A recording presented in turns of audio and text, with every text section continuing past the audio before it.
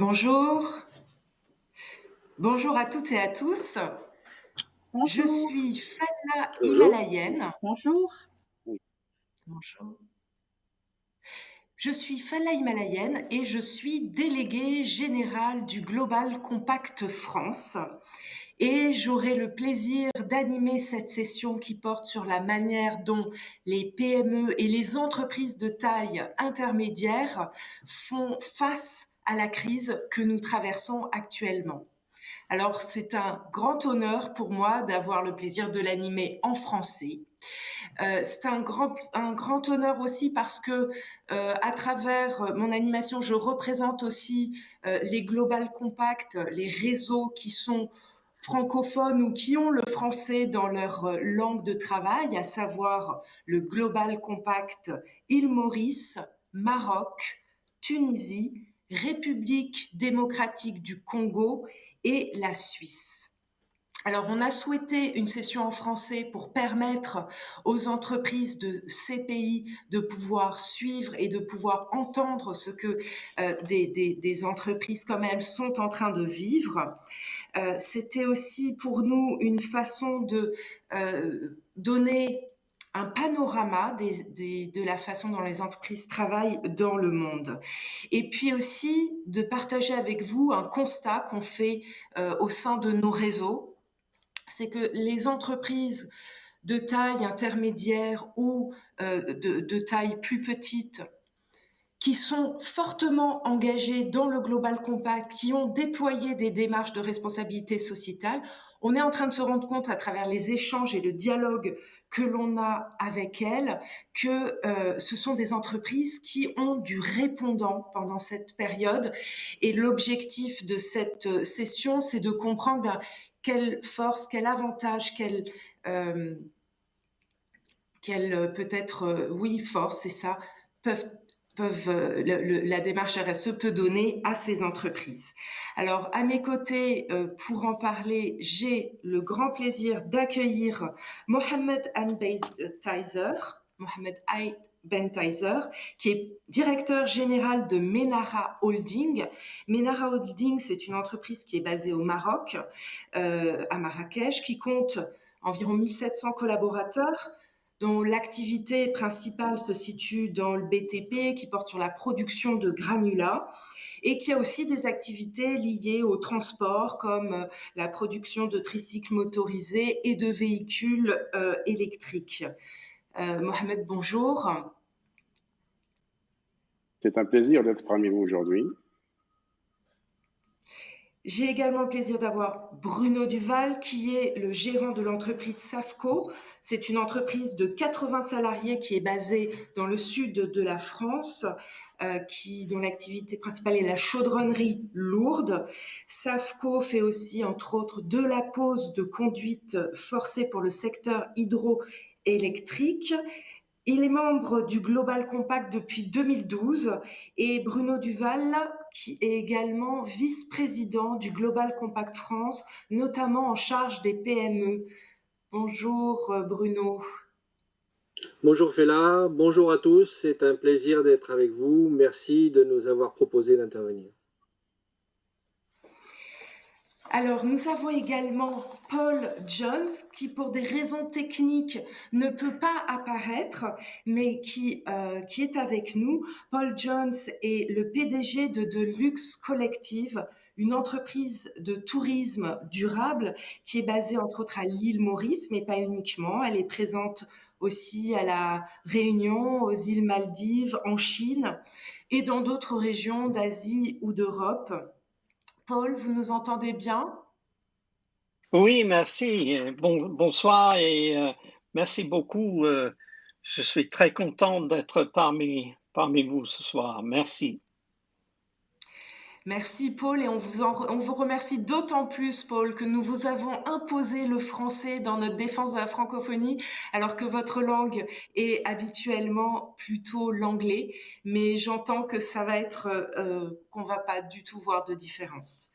Et puis nous avons avec nous Mami Lukasa Mbouyi, qui est responsable RSE de la Rowe Bank, une banque qui est basée à Kinshasa en République démocratique du Congo. et qui compte près de 1600 salariés. Bonjour Mamie. Pour Fela, je tiens d'abord à rapporter un petit correctif. Mon nom, c'est Loukoussa, pas Loukassa. Et je suis très contente d'être parmi vous aujourd'hui. Très bien. Alors, je dirais bien Mamie Loukoussa Mboui. Il faut dire Exactement. Mboui. Très bien. Oui. Mais si vous en êtes d'accord, je vous appellerai tous par vos prénoms. Et encore une fois, merci d'être avec nous. Alors, on va commencer ce tour d'horizon on va commencer par justement que se passe-t-il pour la Robank? Comment la crise a affecté votre activité? Qu'est-ce que vous avez mis en place et quelles actions vous avez adoptées? Et là, je m'adresse à Mamie Loukoussa, qui est responsable RSE de la Robank.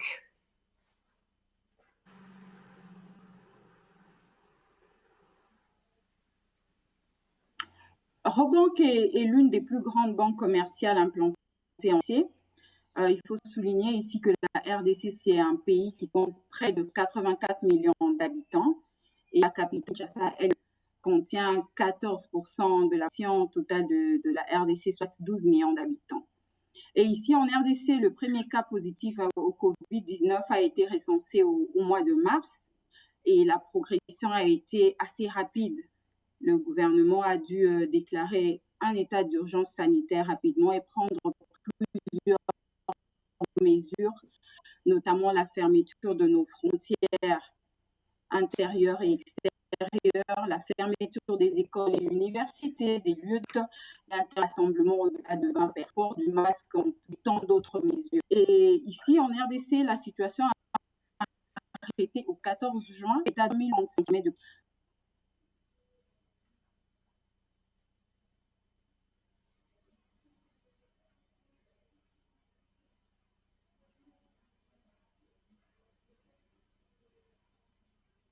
Mamie, j'entends que vous avez quelques problèmes de connexion, on ne vous entend plus. Donc, je vais me tourner vers Mohamed Benzaiter et je reviendrai vers vous à l'issue du round de questions parce que là, je ne vous entends pas du tout. Et je pense qu'il en va de même pour nos autres intervenants. Oui. Oui, malheureusement. Ouais. Oui. Très bien. Bien, écoutez, Mamie, on reviendra vers vous. On va aller plutôt vers donc un secteur qui a été très touché par la crise. Il s'agit du secteur de la construction. On a vu partout dans le monde les chantiers arrêtés, des commandes, si ce n'est annulées, reportées. On nous dit dans les chiffres plutôt mondiaux qu'on aurait une perte d'activité d'au moins de 5% au niveau mondial pour commencer. Donc, Monsieur Ait Bentayzer, qui est directeur général de Menara Holding, comment ça s'est passé pour vous au Maroc? Qu'est-ce qui s'est passé pour Menara Holding et vos principales actions? Merci, Fela. Donc, juste une précision, mon nom aussi, c'est Mohamed Ait Benzaïta, donc il vaut mieux m'appeler du prénom de Mohamed. Donc, au sein de le contexte actuel au Maroc, nous sommes toujours en confinement. Il y avait une décision dernièrement pour le prolongement du confinement jusqu'au 10 juillet prochain. Et on verra, selon l'état d'avancement de la maîtrise de la situation, comment on va d'ici là se comporter. Donc, pour revenir au contexte marocain, je peux dire qu'actuellement, sur la base des chiffres peut-être économiques, on ne peut pas nous prononcer et on ne peut pas avoir une visibilité claire par rapport à l'impact réel économique sur l'économie en général marocaine. Mais ce qu'il faut noter, c'est que la crise inédite nous a tous surpris, à l'instar des nations universellement, et a impacté les secteurs vitaux du Maroc, commençant par le transport aérien, le tourisme, vu que le secteur touristique au Maroc, c'est le pionnier, le textile, l'automobile, le BTP, le secteur là où nous sommes actuellement opérants. Donc, il y a un impact direct. Ce qui a fait avec le confinement, il y a une baisse de la demande interne et bien entendu, la baisse des revenus a engendré des déséquilibres au niveau de la trésorerie du budget au niveau national. ces déséquilibres donc, entre recettes et dépenses. Aussi, il y a une baisse de la demande externe, vu que nos relations se passent largement avec l'Europe, et vu qu'il y a c'est un contexte qui est général, aussi il y a un impact direct par rapport aux trésoreries. Donc, on peut dire que la situation économique elle est très sensible et l'économie marocaine a été touchée à l'instar de toutes les économies.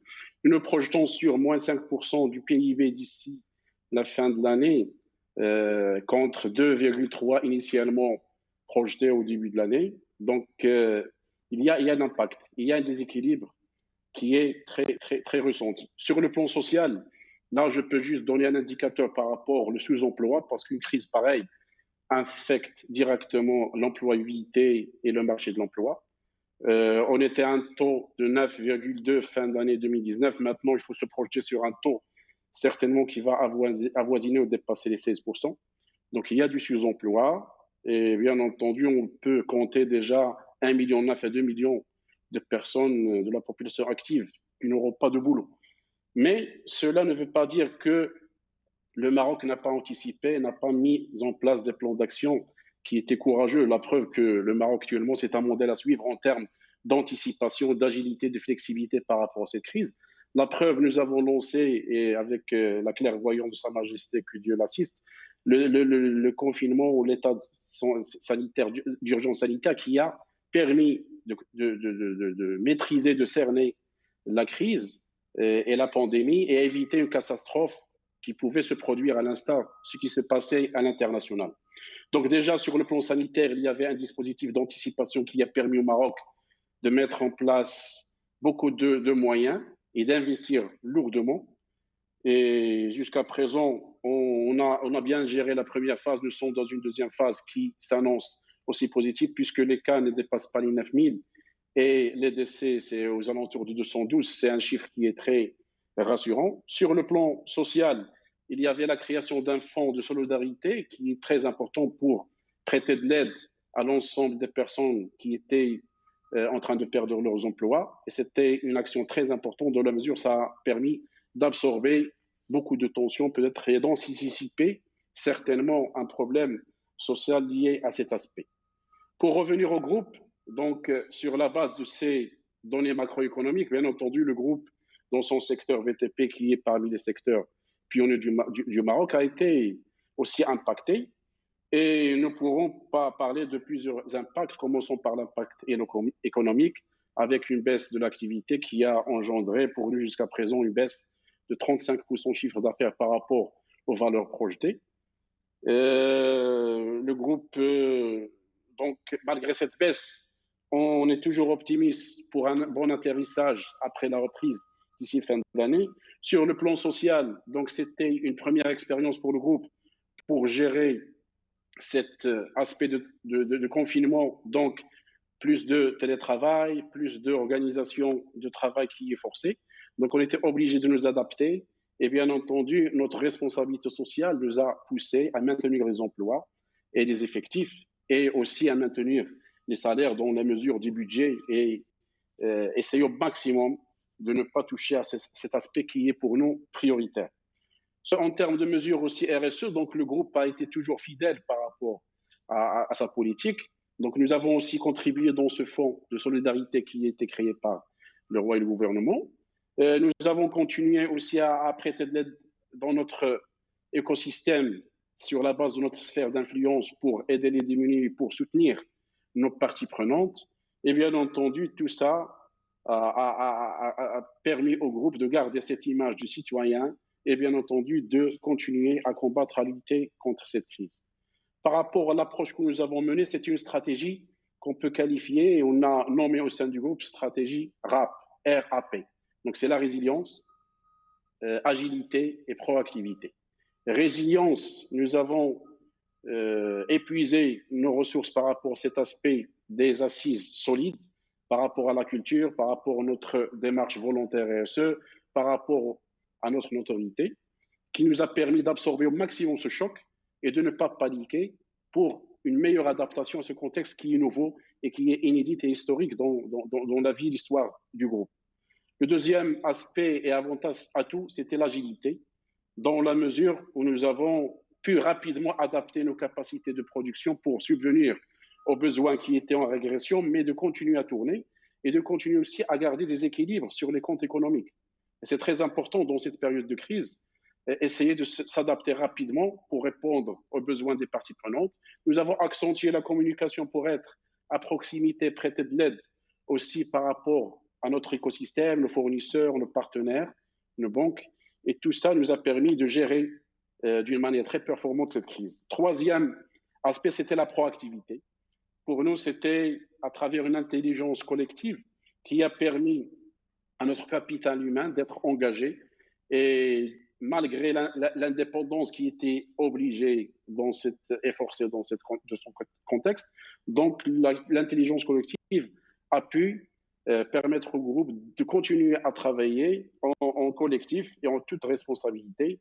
Et bien entendu, tout cela nous a permis, comme j'ai dit, de gérer au mieux cette crise. Et nous sommes maintenant en train de nous projeter pour une reprise qui sera certainement pas avant la crise, mais certainement, nous restons optimistes que le groupe, lorsqu'on a pu gérer la première phase et la deuxième avec excellence et performance, je peux le dire, maintenant on peut se projeter pour un meilleur avenir après la crise et saisir les opportunités parce que nous avons cette conviction que le secteur d'activité va reprendre et bien entendu, en tant que pionnier, en tant que champion et référent régional, national dans nos métiers de base, on aura d'autres opportunités à saisir pour un bon atterrissage en fin d'année. J'ai une petite précision supplémentaire par rapport à cette démarche qu'a entamé le Maroc en général, qui nous a permis aussi d'avoir cet alignement et de faire face à cette crise, et qui fait du Maroc actuellement un modèle à suivre. La preuve, les 48 heures dernières, donc le Maroc a pu aussi prêter de l'aide auprès de 15 pays européens, ce qui renforce cette position de Marocains et du Maroc comme étant un pays leader à travers ses valeurs et à travers son engagement RSE et bien entendu sa position de pays pionnier en termes de gestion de crise. Donc c'était en globalité un aspect, un aperçu général par rapport à comment nous vivons cette crise et comment nous avons pu la gérer avec les moyens, la stratégie que nous avons pu adopter. Merci beaucoup, Mohamed.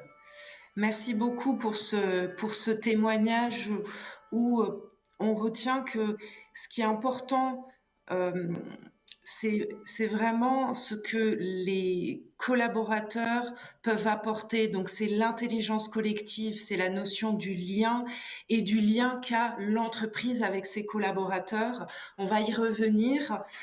On va continuer sur le secteur de la construction avec Bruno Duval, gérant de Safco, entreprise basée dans l'Ariège, qui a aussi subi cette crise.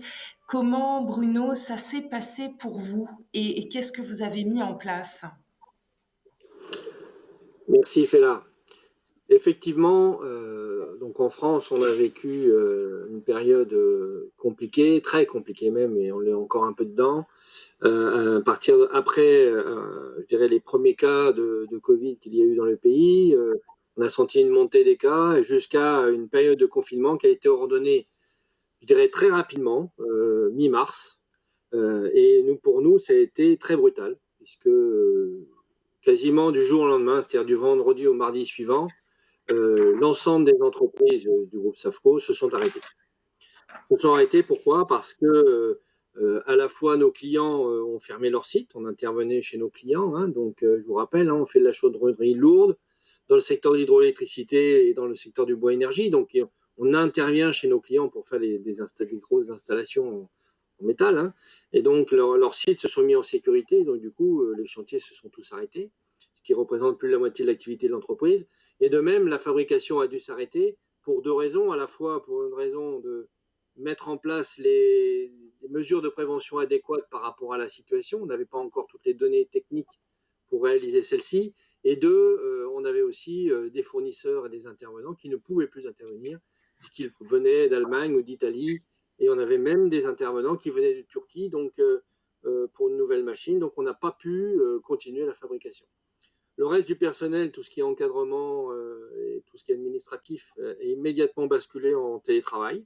Heureusement, nous avions déjà une structure numérique qui était résistante pour cet aspect-là. Et donc, l'entreprise a pu continuer à travailler en termes de préparation, d'administration, mais aucune production n'a pu se réaliser. Le choc émotionnel a été très fort. Nous sommes dans une région très tempérée. Tout est facile.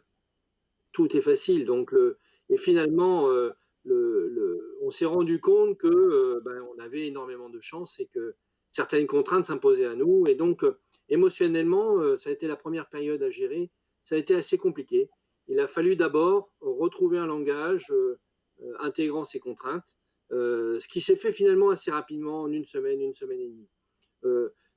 Là, c'est un premier point, c'est-à-dire que l'entreprise ayant une démarche de responsabilité sociétale depuis de nombreuses années, on a tout de suite été cru par nos salariés. C'est-à-dire, lorsque l'on a proposé des mesures de prévention sur la base des premières données scientifiques que l'on avait pour travailler, tout de suite, ils ont été, après une semaine et demie d'une période émotionnelle où là, on avait du mal à construire, tout de suite, on a construit l'environnement qui nous permettait de travailler.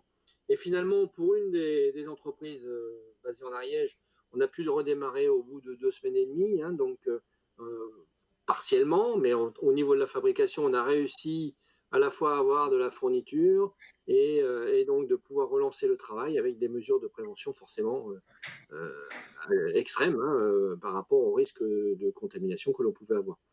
Ensuite, la deuxième a repris une semaine et demie plus tard.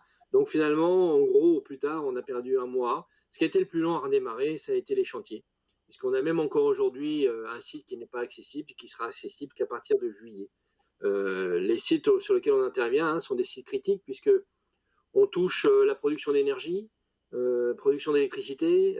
On doit d'abord avoir une garantie de la distribution de l'électricité sur le pays avant d'intervenir sur les équipements. Donc, logiquement, nos clients se sont mis en sécurité. Donc, nous, forcément, en retrait. Nous sommes intervenus que sur des maintenances très pointues pour garantir le fonctionnement des unités. Alors, après cette période donc de télétravail et puis de reprise sous mesures de prévention qui sont toujours actives, on a aussi donc pu retravailler avec nos clients en termes de plan de charge. Alors, même s'il y a eu quelques reports, donc en 2021, malgré tout, les clients aussi nous ont beaucoup écoutés sur la refonte des plannings pour tenir les délais, sur aussi des nouvelles opérations critiques à réaliser en urgence, qui fait qu'au final, nous avons un plan de charge assez complet. Je dirais sur 2020, je dirais même que nous n'avons plus beaucoup de place pour prendre de nouvelles affaires, donc c'est une très bonne nouvelle. Là aussi, je dirais le sens que l'on a dans nos démarches et les engagements que l'on a en continu ont permis de confirmer la confiance de nos clients. Je dirais même qu'à la fois pour nos salariés et nos clients, ça a plutôt resserré les relations et on se reconcentre plus sur l'essentiel, qui est de se retrouver, parce qu'il y avait un déficit de relations, au niveau des équipes, et deux, de se retrouver en termes d'engagement et de tenir les challenges que l'on a donnés. Alors bien sûr, c'est une année qui va être difficile, comme le disait Mohamed. On va essayer de bien tenir financièrement, on essaye de faire très attention à tout cet aspect-là, mais malgré tout, avec les mesures de prévention et de soutien qu'a mis en place l'État français, on a des conditions exceptionnelles pour continuer à travailler. On a des plans garantis par l'État, on a des soutiens par le chômage partiel. Franchement, si notre entreprise est solide, et je fais l'aise de croire que la nôtre l'est, avec un projet clair et un plan de marche et donc un carnet de commandes assez complet, je suis aujourd'hui certain que notre entreprise et donc les projets de vie de tous nos salariés vont pouvoir être soutenus. Voilà. Donc, si je fais un peu une conclusion, c'est que on a la confiance des salariés, on a la confiance des parties prenantes externes aussi, fournisseurs et clients qui nous ont suivis et qui nous font bien confiance. Tout cela parce que on tient des dialogues et ils savent que si on s'engage, c'est certain. Et l'entreprise est effectivement, comme vous le disiez Mohamed, est très résiliente. Elle a très bien résisté à ce choc vraiment très important que l'on a vécu. C'est jamais arrivé. J'espère que ça n'arrivera jamais. Mais malgré tout, on est prêt si quelquefois ça revient, puisqu'on a intégré toutes ces démarches et les plans de repli, les plans de repli et de reprise d'activité sont déjà imaginés. Voilà, merci Fela de m'avoir passé la parole. Merci beaucoup. Merci Bruno pour ce partage de ce que vous avez vécu sur les quelques derniers mois. On va se tourner vers un secteur qui, lui, est l'un probablement des plus touchés, qui est le secteur du tourisme, avec le témoignage de Paul Jones, qui est CEO de Deluxe Collective, une entreprise de tourisme responsable qui fait de l'hôtellerie. Paul Jones, on aimerait beaucoup vous entendre sur comment vous avez fait face, quelles ont été les principaux problématiques auxquelles vous êtes heurtés, et puis comment vous avez soutenu les actions de solidarité. Mais merci Fela, et je tiens d'abord à remercier le UN Global Compact France d'avoir organisé cette session pour l'Afrique francophone, les PME et les entreprises de taille intermédiaire. Le Luxe Collective est un leader de tourisme durable à l'île Maurice et gère aussi des hôtels de luxe aux Maldives, la Réunion, en Chine et bientôt d'autres régions d'Asie et d'Europe. La pandémie a touché nos activités liées aux arrivées internationales dans ces diverses destinations. Nous avons repris nos activités en Chine et avec un hôtel 5 étoiles qui est resté toujours opérationnel aux Maldives, et étions les derniers à voir partir nos clients de l'île Maurice. Notre sens de l'hospitalité pendant cette crise a encore grandi. Nous avons tout fait pour nous assurer de leur sécurité pendant leur séjour et leur retour chez eux. Nous sommes aussi les premiers à ouvrir nos portes. Salt de Palmar a relancé ses activités pour la clientèle domestique hier, le 15 juin. Malgré la pandémie, notre entreprise est résiliente. Ceci avec notre société sœur Lux Island Resorts Limited, cotée sur l'indice Sustainability de la Bourse de Maurice, et notre société mère IBL Limited, un participant de la UN Global Compact. Nous suivons le cours de la propagation sur le plan mondial dès le début, et ce qui nous a permis d'agir rapidement et intelligemment, car il s'agit aussi de préserver l'emploi pour plus de 3000 collaborateurs dans le monde. C'est ça qui est très, très important pour nous. Nous opérons dans divers pays et zones économiques. Nous avons une équipe stratégique qui surveille le marché et réouverture des frontières, et aussi des mesures de relance économique sur nos marchés clés et dans les pays où nous opérons. La France est un de nos plus grands marchés et nous avons hâte de revoir nos amis français. Toutes nos procédures ont été revues et nos hôtels rouvrent aux normes sanitaires les plus strictes pour la sécurité et bonne santé de tous.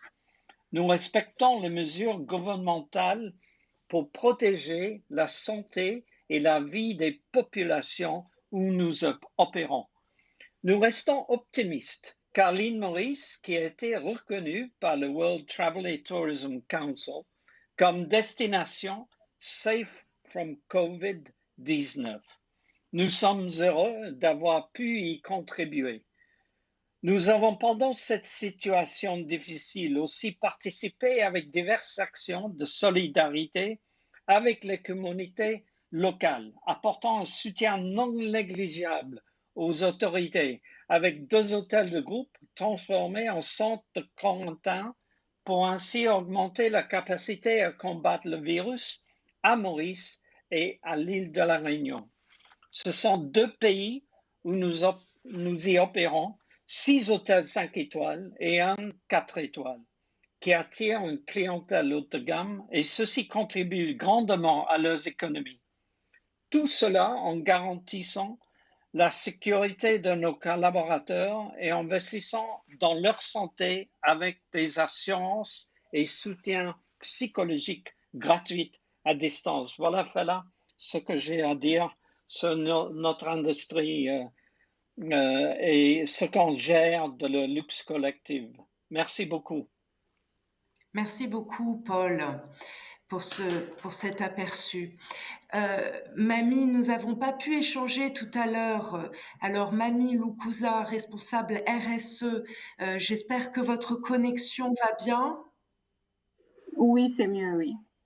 Ah bah superbe. Alors on va pouvoir se tourner aussi vers le secteur bancaire avec votre témoignage sur la Rabobank et ce qui s'est passé pour vous en République démocratique du Congo pendant ces quelques mois et comment vous voyez la suite. Oui. Comme je disais tout à l'heure, Rabobank est l'une des plus grandes banques commerciales implantées ici en RDC.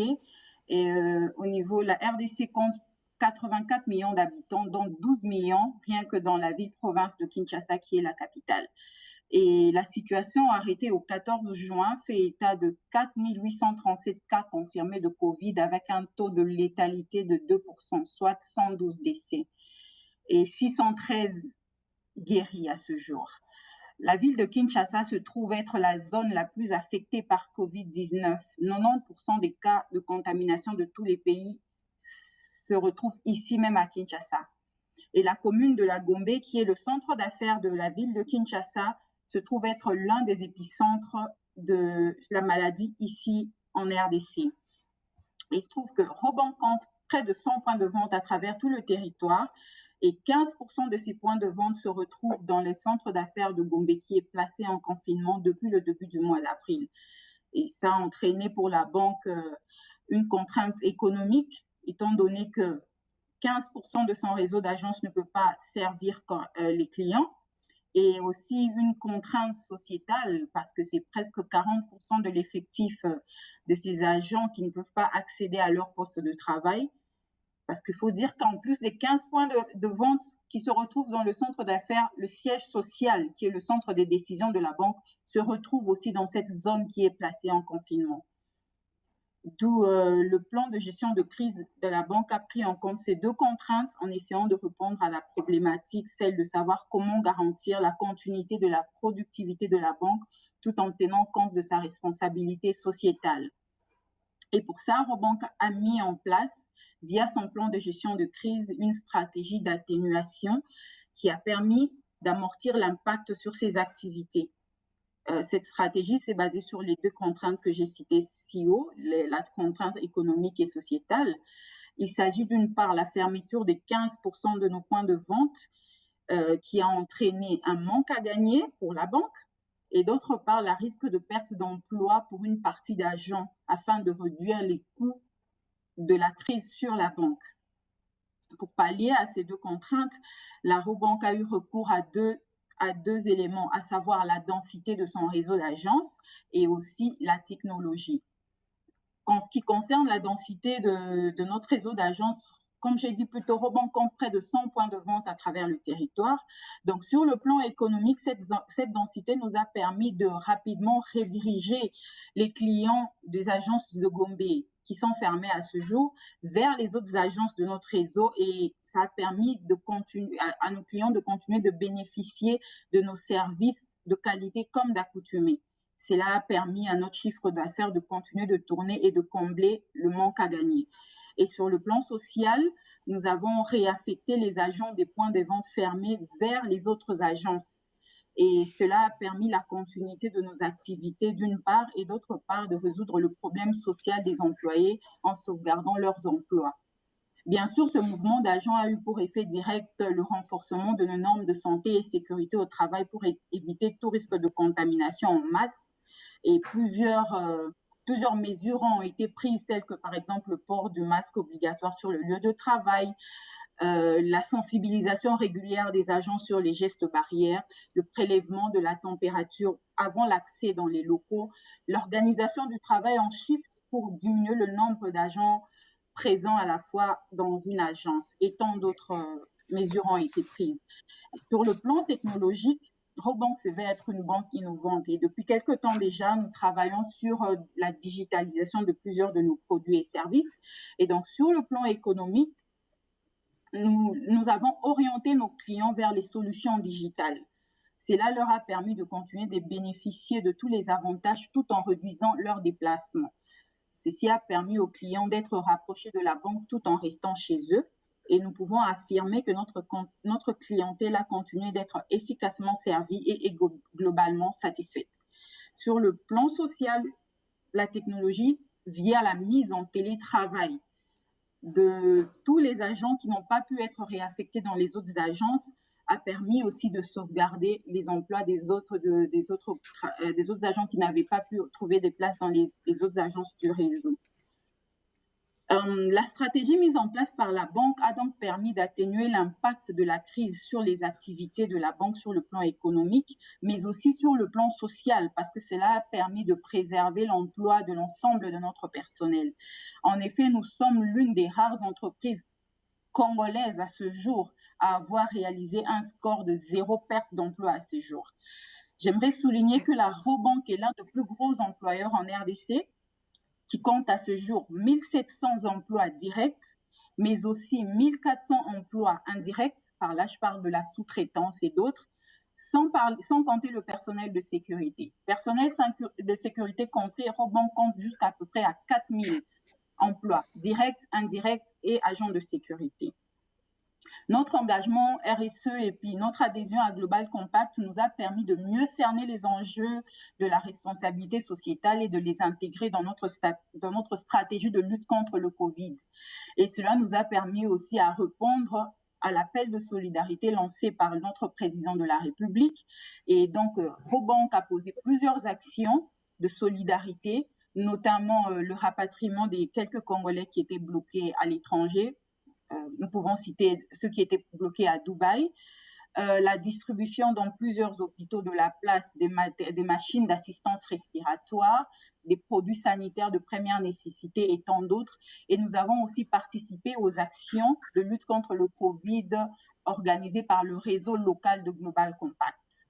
Et voilà en gros ce que nous avons pu faire ici à notre niveau. D'accord.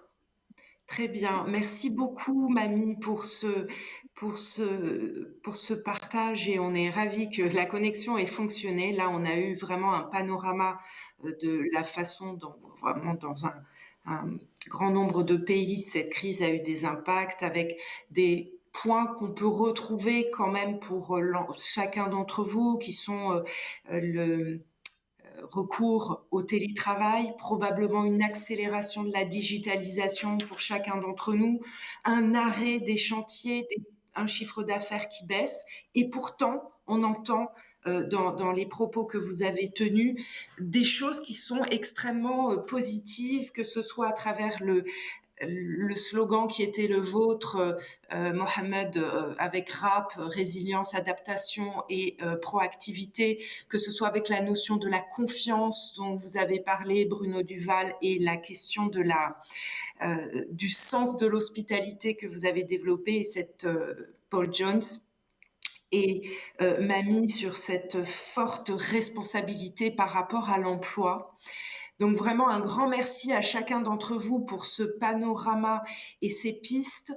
Ce que je vais vous demander pour conclure, c'est que vous puissiez dire à l'ensemble de nos participants en une phrase, un mot, qu'est-ce qui aujourd'hui vous a semblé le plus important, la chose l'élément, le point le plus important que vous a donné vos engagements RSE qui existent depuis longue date. Donc, je vais commencer par Mamie, honneur aux dames. Mamie, en un mot, qu'est-ce qui était de plus fort pour vous de ce que vous a apporté votre démarche RSE?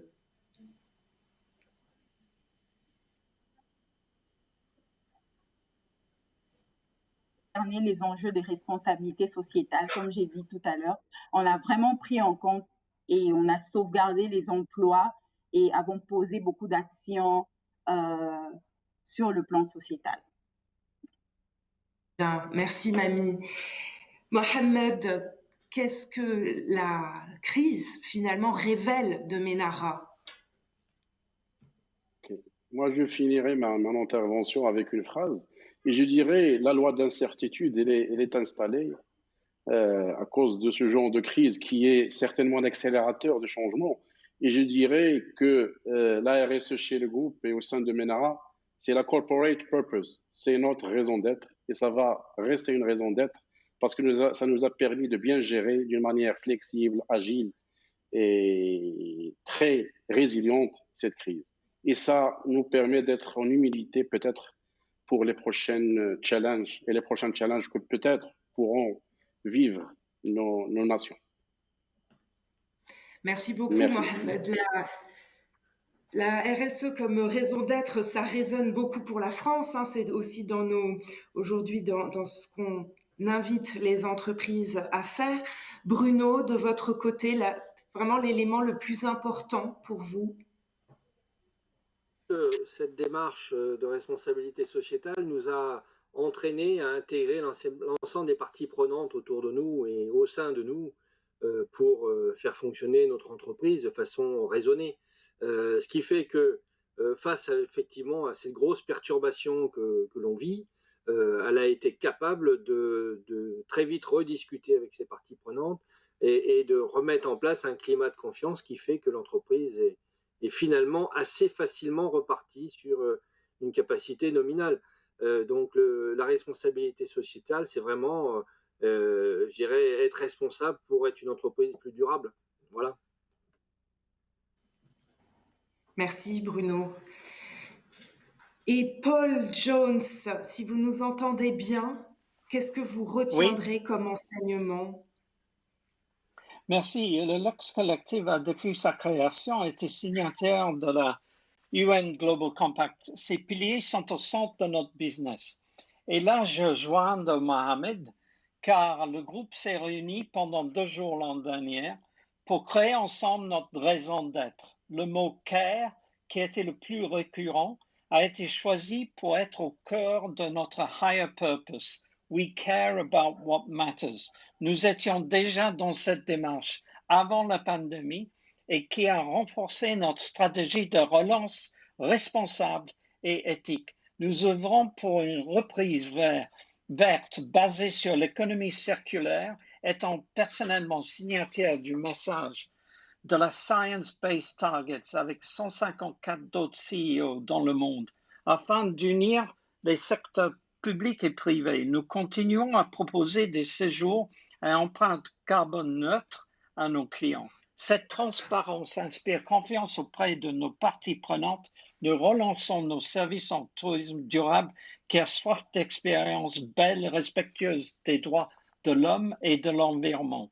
Cette confiance rejoint la déclaration du secrétaire général de la World Tourism Organization, Trust is the new currency, qui traduit littéralement veut dire la nouvelle devise et la confiance. Merci beaucoup, Paul. Merci beaucoup. Alors, c'est sur ces mots que je remercierai vraiment chacun d'entre vous pour ces témoignages très précieux. Au nom du Global Compact Maroc, Tunisie, Suisse, RDC, île Maurice, en retenant une chose de notre côté, c'est que on voit des entreprises qui ont une forte résilience. On pourrait être amené à penser que c'est lié à votre taille et que c'est votre taille qui est modeste et qui pourrait expliquer cette adaptabilité, mais en réalité, ce sont parce que vous incarnez des valeurs au quotidien, des valeurs que vous partagez avec vos salariés, et ceci crée une confiance infinie qui vous donne, en tous les cas à nos yeux, une grande force et un grand plaisir de travailler avec vous. Je vous remercie beaucoup. Au revoir.